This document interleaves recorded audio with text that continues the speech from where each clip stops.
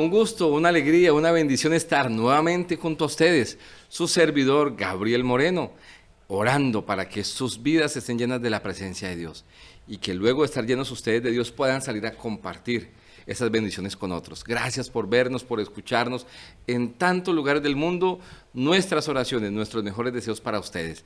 Y gracias por estar aquí en Lecciones de Esperanza, un espacio donde tomamos la palabra de Dios como guía para tener una vida mejor. Así que Dios te bendiga, te guarde y gracias por siempre estar pendiente de nosotros y acompañarnos. Hoy tenemos un invitado que Dios ha enviado por acá para ayudarnos a conocer, a profundizar un poquitito en un libro maravilloso de la Biblia como es el libro de Apocalipsis. Y habla usted del pastor Daniel Cairus. Pastor Daniel, gracias por la compañía, muy amable. No, un placer estar con ustedes, acompañarlos otra vez. La verdad que disfruto mucho estos espacios de lecciones de la Biblia y con temas tan apasionantes, ¿no? Como este trimestre también. Bueno, para quienes no conocen, aunque el pastor Cairus es mucho más conocido que yo en redes sociales y por la gente, pero si alguien llega nuevo aquí a conectarse con nosotros, el pastor Cairus es docente, bueno, es capellán de hecho, y docente también de nuestra Universidad Adventista aquí en Colombia, nuestra UNAC. Y pastor, gracias por sacar el tiempo y de verdad dedicar ese ratito extra también para estudiar y para venir a compartir con nosotros. No, con muchísimo gusto y sí, y gracias a todos los que acompañan cada día esto y lo comparten, ¿no? Que es tan importante para que esto pueda seguir creciendo. Así es, ser como emisarios o canales por los cuales las buenas noticias fluyan. Y hablando de buenas noticias, pues de eso vamos a hablarles en el día de hoy. Hay momentos de la vida para todo y siempre, pastor, me llama la atención, Dios es un ser muy paciente con nosotros. Porque aunque nos equivocamos, la humanidad se equivocó a lo largo de la historia, siempre antes de que Dios tenga que hacer un juicio, porque lo tiene que hacer, porque su carácter es amor, pero es justicia, en su bondad siempre manda un mensaje de advertencia, pero más, no solo advertencia, sino de misericordia, de gracia, para que cambiemos las malas acciones. Y me llama la atención, es porque muchas veces los errores del ser humano son los mismos, y aunque son los mismos, y las consecuencias sabemos cuáles son, Él siempre manda un mensaje y le dice al ser humano, ten cuidado, mira, por aquí no es, pasó en la época antes del diluvio, le decía a la gente, mira, y la gente, no, qué diluvio, qué va a pasar, ¿cierto? Dio su mensaje también para anunciar la venida de Jesús, y los que más la conocían, no, pero no es a nuestra manera, no es un líder como la preparación que nosotros esperábamos, no hace las cosas a nuestro estilo, y lo rechazaron. Y ha venido pasando, y estamos a puertas de un evento maravilloso, como es la segunda venida de Jesús, la cual trae buenísimas noticias, no es para asustarse, sino antes para alegrarse, porque el fin de la muerte, el pecado, el sufrimiento, las cosas malas y tristes, todo será erradicado en ese momento. En ese contexto, pastor, ¿qué mensaje de esperanza encontramos en el libro de Apocalipsis nosotros, allí en el capítulo 14, versículo 6, y de hecho tiene alguna relación con algo que menciona Mateo también, y por qué es tan importante entenderlo, pues todos los que estamos aquí disfrutando de este contenido? Bueno, todos queremos saber cómo termina el mundo, ¿no? Si va a tener un final y cómo va a ser, si vamos a estar cada vez mejor o realmente va a haber una intervención divina en algún momento para poner fin, ¿no? Y eso también estaba en la mente de los judíos, incluso de los discípulos de Jesús. Por eso ahí Mateo 24:14 dice, y será predicado este evangelio del reino en todo el mundo para testimonio a todas las naciones y entonces vendrá el fin, ¿no? Y Apocalipsis, ahí 14:6, ahí menciona, ¿no? Toda nación y tribu, lengua y pueblo, ¿no? Esa predicación a todos, ¿no? Para que venga el fin. O sea, todos tienen que tener la oportunidad de arrepentirse, de escuchar que hay un mensaje de juicio de parte de Dios, porque Dios no va a hacer una consecuencia, algunos le dicen castigo, pero es consecuencia de los propios actos, sin que las personas sepan que sus actos estaban errados. Tienen que saber de alguna manera que lo que estaban haciendo estaba mal. Y nosotros sabemos lo que es la ley, que es la transgresión de la ley, ¿no? Y si yo no conozco la ley, si no sé cuál es la ley, entonces quizás hasta puedo quedarme libre de quebrantarla porque, bueno, no la conocía. A veces uno va a otro país, las leyes son diferentes y entonces quizá uno tiene esa excusa de decir, bueno, yo no conocía. De alguna manera todos tenemos como la responsabilidad de conocer las leyes que hay en otro país y vamos a visitarlo, pero Dios es tan misericordioso con nosotros que intenta que ese mensaje de advertencia pueda llegar a todos, absolutamente a todos. A veces a través de, o mayormente a través de agentes humanos, y a veces de sueños, ¿no? A veces uno ha escuchado de tantas tribus ahí lejanas, ¿no? Que uno dice, y esa gente tuvo la oportunidad de conocer. Y aquí dice que Dios lo va a hacer. De alguna manera toda tribu, nación, y a veces el cacique de la tribu tenía un sueño que les hablaba de que Jesús venía, o del sábado, o de otras grandes enseñanzas. Creemos que sí. O sea, ahí antes del juicio de Dios hay un mensaje de advertencia que es para que la gente diga, necesito volver a Dios, ¿no? De hecho, pastor, en lo que usted menciona, son muy buenas noticias porque habla de oportunidad para todos. No para algunos, los que están en cierta ciudad, los que tienen cierto nivel académico o algún favoritismo. Dice, este evangelio será predicado por testimonio, como se mencionó en Mateo, a todo el mundo, y solo luego de eso, de que se dé esa predicación, vendrá el fin. Y luego, usted lo menciona también, se liga allí con Apocalipsis 14, 6, donde dice que ese mensaje llegará a toda nación, ¿cierto? El ángel lo predicó a toda nación, tribu, lengua y pueblo. Y tú que no estás viendo, si estás viendo esto que estás escuchando, que estás viendo, hace parte del cumplimiento de esta profecía. O sea, en este momento tú y yo estamos cumpliendo lo que predicando al que le llegue este mensaje, ¿no? Así es. Y algo que decía el pastor, solo con darle al botoncito de compartir, ya estás y estamos siendo parte del cumplimiento de este tema profético interesante. O sea que lo que nos dice aquí Dios es, Él no hará su juicio hasta que todos tengamos la posibilidad de conocer el plan de Dios y de colocar o de aceptar el regalo que Él tiene para nosotros, para pues no tener que enfrentar las consecuencias del pecado. Y es lo que el pastor mencionó muy claro eso, qué bueno, la palabra es consecuencias, ¿no? Más que castigo. Sí, y ahí va mucho en nuestras decisiones personales, ¿no? Y algo interesante que se marcaba era que nosotros no podemos ser de aquellos que dicen, bueno, cuando vea que todo esto está pasando y que viene el fin y que hay persecución, que hay luchas, ahí voy a volver a Dios, ¿no? Y hay una frase bien interesante que yo marqué aquí que dice, es poco probable que alguien que constantemente toma decisiones equivocadas en su vida ahora, de repente en la crisis final se incline por el bando de Jesús. O sea, son nuestras pequeñas decisiones las que quizás nos van alejando hoy. Y no es que vamos a decir, no, cuando cumpla tantos años, cuando pase tal cosa, volveré a la iglesia, me ocuparé más de Dios. No, es ahora, son esas decisiones, porque si las decisiones pequeñas, sin la influencia directa, porque en el tiempo del fin, claro, el enemigo sabe que le queda poco tiempo y hará cosas mucho más fuertes. O sea, aquel que no estuvo preparándose hoy, es muy difícil que pueda hacerlo de forma inmediata. Entonces empieza ahora, ¿no? Y ese era el mensaje que Dios daba siempre a todos los pueblos. O sea, va a venir un juicio, va a haber una consecuencia de sus errores, pero yo quiero que se arrepientan, ¿no? Y lo mismo está esperando Dios de todos nosotros ahora. Y este mensaje llega a nosotros con esa intención de parte de Dios. Pastor, también hay algo interesante, hay un título. La Biblia utiliza muchos títulos para referirse a los hijos de Dios y algunos títulos especiales para referirse a Jesús. Y allí en Apocalipsis 14 a Jesús se le da un título especial. ¿Qué es ese título y por qué se usa? Y algunas otras partes de la Biblia creo que también menciona a Jesús con ese término, ¿verdad? Así es, Apocalipsis 14:14. Sí, señor. Así menciona este libro apasionante. Miré y vi una nube blanca, sentado sobre la nube uno semejante al Hijo del Hombre, que llevaba en la cabeza una corona de oro y en la mano una hoz aguda, ¿no? Ese nombre es Hijo de Hombre, ¿no? Y aparece 82 veces en la Biblia, ¿no? En diferentes partes de la Biblia, haciendo alusión, obviamente, a Jesús, ¿no? Y a mí me gusta eso porque aquel que caminó por las mismas calles que los discípulos caminaron, o por nuestro mismo planeta, ¿no? Que sufrió las mismas cosas, que entiende lo que nos está pasando, ¿no? Que empatiza con nuestras necesidades, es ese que va a venir, ¿no? Aquel que estuvo con nosotros, que sabe lo que pasamos, que sabe las luchas que tenemos, y Él va a defendernos a nosotros y Él va a venir a rescatarnos.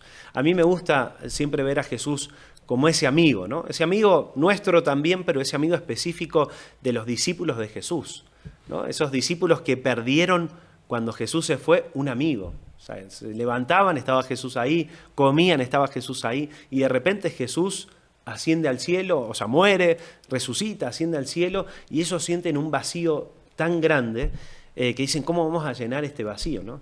Y esa esperanza para ellos de que va a ser ese hombre que vieron ellos, que es el Hijo de Dios, pero que se hizo hombre para estar con nosotros y que Él mismo va a venir para rescatar a los suyos, que tal vez algunos lo vieron con la corona de espinas, como frustración, derrota aparente, y la verán ahora como con corona de oro, ¿no? Así menciona otros versículos que vamos a ver un poquito más adelante, esa diferencia entre ese Dios que mandó a su Hijo para hacerse igual a nosotros, que pasó lo máximo hasta la muerte, y muerte de cruz dice la Biblia, pero que después vendrá en gloria y majestad, ¿no? A mí me gusta esa forma de mencionar a Jesús como el Hijo del Hombre, porque nos muestra cariño, cercanía, ¿no?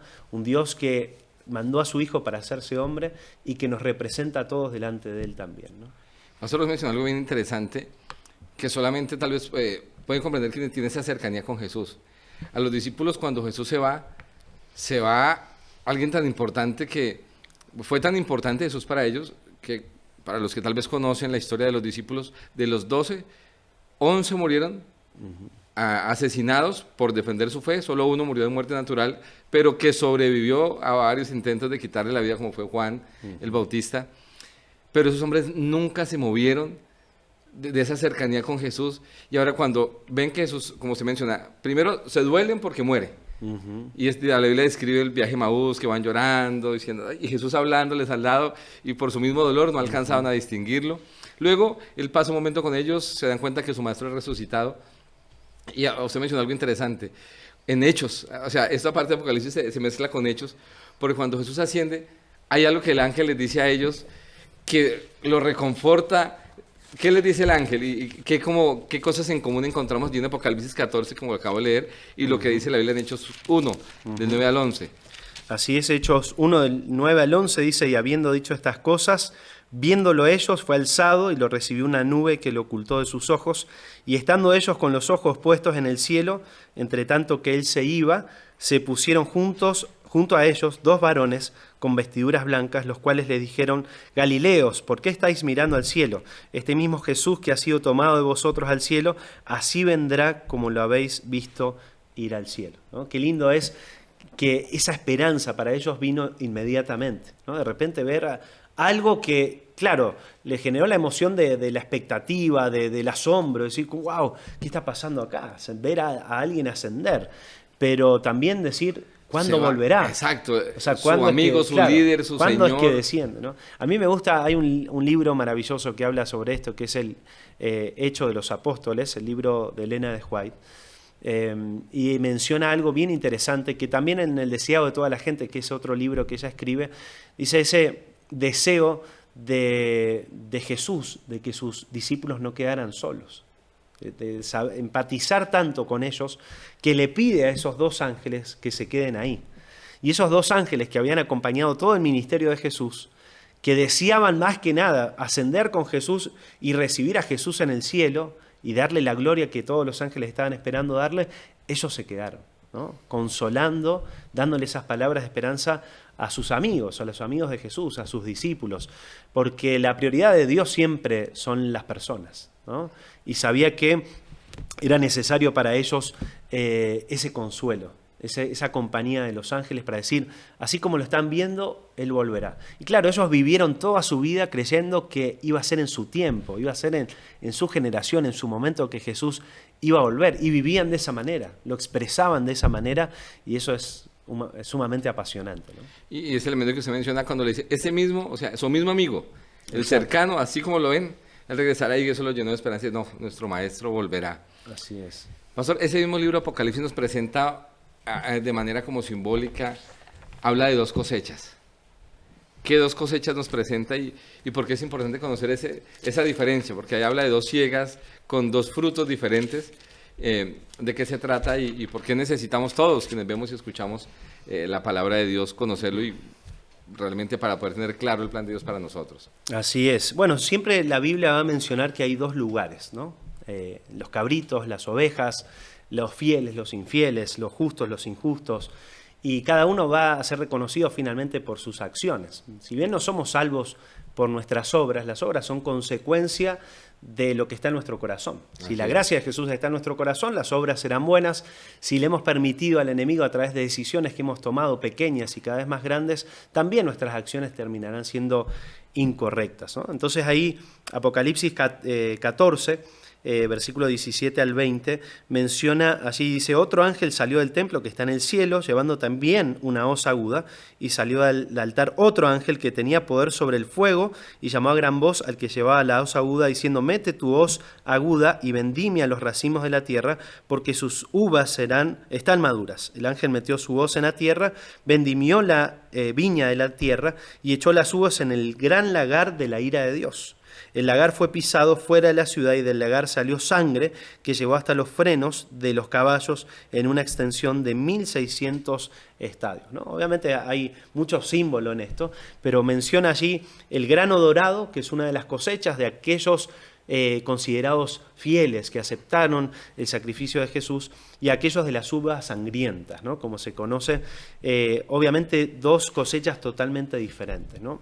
Y como menciona aquí, los dos dieron frutos, ¿no? Los dos dieron frutos, y como decíamos recién, son las obras que hacemos a partir de eso, ¿no? El pueblo de Dios revela su imagen de gracia, que es compasión, misericordia, amor, y por el contrario, los hijos del maligno, esas uvas sangrientas, así codicia, lujuria, celos y odio, ¿no? Eso es lo que se verá en el tiempo del fin, ¿no? Un Dios queriendo salvar a todos, pero un grupo de personas muy grande, lamentablemente, que aún conociendo la misericordia de Dios, aún escuchando acerca de lo que Él tiene para ellos, deciden hacer otra cosa, ¿no? Y qué importante, usted mencionó al inicio de este tema, pastor, las decisiones. Porque la cosecha no se da de un día para otro. Para que una planta dé su cosecha, tuvo que sembrarse una semilla, hacer unas acciones como abonarla, regarla, cuidarla, para que finalmente se dé el fruto. Y cuando habla aquí de que hay un fruto, quienes hacen parte de la cosecha del trigo, hicieron un proceso con Dios que la Biblia nos muestra que es como santificación, transformación de parte de Dios. Y quienes son la cosecha de la uva, entendemos allí, ¿cierto? Son aquellos que estuvieron en crecimiento, pero no dejaron que creciera la palabra de Dios, sino fueron sus acciones y, como se menciona, esos defectos de carácter que vienen como resultado de alejarnos de Dios, porque la Biblia habla de los frutos del Espíritu y los frutos de la carne, y creo que ahí vemos como un poquitito el resultado de eso. Y pues simplemente al final del tiempo habrá un resultado de nuestras acciones y se cosechará o para vida o para muerte, ¿verdad? Así lo que es. tenemos allí. Ahí dos palabras que me gustan mucho en esto es progreso continuo, mencionaba aquí, ¿no? La santificación es ese progreso continuo. No es es preguntarme cada día cuando termina si estoy más cerca de conseguir lo que Dios quiere. Es un proceso que es continuo. No es que lo conseguí, ¿no? No es, soy salvo, una vez salvo, siempre salvo, no. Soy salvo y tengo que de alguna manera conservar esa salvación, ¿no? Poder seguir creciendo en ese proceso continuo de poder llevar frutos, de poder conocer cada día más a Dios y de tener ese deseo que Él regrese, como tenían los discípulos. Y vivían de esa manera porque deseaban que Jesús regrese. Y le decían, Jesús, ¿qué tenemos que hacer para que tú regreses? No, prediquen, esperen, estén ahí, el Espíritu Santo va a descender. Haremos todo lo que sea necesario porque queremos verte regresar, como hombre, como nuestro amigo, pero también como el Salvador, ahora con gloria y majestad para salvar a todos los que te esperan, ¿no? Qué interesante, y lo leyó usted, pastor, Apocalipsis 14, donde dice que entonces miré y vi una nube blanca, ¿verdad? Y sobre la nube uno sentado semejante al Hijo del Hombre, con una corona en su cabeza y en su mano una hoz aguda, y del santuario salió otro ángel y clamaba voz al que estaba sentado sobre la nube, le dijo, toma la hoz y ciega, porque ha llegado la hora de cegar, la mies de la tierra está madura. Tú que nos ves y nos escuchas, pronto este día va a llegar. El tiempo de Dios se cumplirá, habrá dado un mensaje, como lo dimos al comienzo, para que todos conozcamos, tomaremos decisiones, pero créanme que esperamos que todos los que escuchamos y los que hacemos parte de este programa estemos dentro del grupo del trigo dorado. ¿Cierto? Los rescatados por Dios y que seremos rescatados por la gracia, así como una semilla se coloca de parte del agricultor, pero hay factores que se salen de su control como la lluvia, como el sol necesario, eso lo da Dios en nuestro crecimiento, Dios es el que da el proceso de crecimiento cuando nos dedicamos a Él, nos consagramos a Él. Así que créeme que esperamos verte allí, porque pronto llegará esa cosecha y hoy Dios con este mensaje nos quiere decir de qué lado quieres estar. Apercíbete, toma decisiones maravillosas y que esas decisiones impacten también de manera positiva a tu esposa, a tus hijos, a tus seres queridos. No sé, pastor, usted quiera cerrar con algo también. Sí, la maduración se dará en cualquiera de los dos grupos, ¿no? El que es justo siga siendo justo, el que es injusto siga siendo injusto. Llegará un momento donde ambas cosas estarán maduras. Y a mí me gusta esa frase, ¿no?, bíblica, que dice: llegó la hora, la cosecha está madura, ve a buscar a tus hijos y tráelos a casa, ¿no? Cuando Dios le diga a Jesús, ya está, es el momento de ir a buscarlos. No puedo hacer más, hemos hecho todo. Los que no están dentro es porque decidieron permanentemente no estar. Pero necesito rescatar a los míos, ¿no? Y qué lindo es que podamos ser contados dentro de ese grupo, ¿no? De decir, bueno, Jesús va a regresar por mí. Todo va a valer la pena, ¿no? Ese versículo que es uno de mis preferidos, Romanos, donde dice allí: tengo por cierto que las aflicciones de este tiempo presente no son comparables con la gloria venidera que nosotros ha de manifestarse, ¿no? Esa maravillosa recompensa de parte de Dios a aquellos que hemos decidido ser fieles a pesar de todas las cosas, ¿no?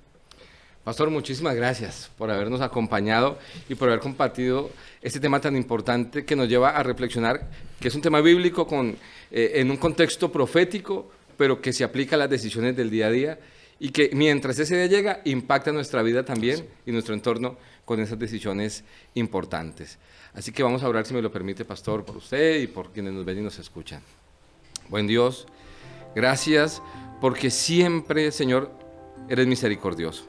Eres muy paciente y antes de cada juicio la historia bíblica nos muestra que viene un mensaje de amor, de misericordia, de gracia para que podamos conocer tu verdad, aprovecharla, tomarla para nosotros y, Señor, disfrutar del plan de rescate, de salvación, de perdón y de vida eterna que tienes para nosotros. Permítenos hoy tomar decisiones sabias. Bendice a quienes nos ven y nos escuchan para que, Señor, basados en lo que hemos estudiado, Señor, y en lo que está en tu palabra, puedan tomar decisiones para colocarse del lado correcto. Y el día de la cosecha puedan ser esa cosecha, Señor, que disfrutará por la eternidad con Jesús. Bendice al pastor Kairos, a su familia, bendice su ministerio allí en la universidad, bendice nuestra universidad también. Que tu paz nos cubra a todos, nos llene de seguridad, de confianza y que ese Espíritu Santo nos guíe cada paso de nuestra vida para podernos cada día acercar más a Jesús y a su plan maravilloso de salvación. Pues lo pedimos en el poderoso, en el santo y bendito nombre de Jesús. Amén. Amén. Muchísimas gracias, pastor, y muchísimas gracias a ustedes que nos ven y nos escuchan. Un abrazo grande y les esperamos muy pronto en un nuevo capítulo de Lecciones de Esperanza.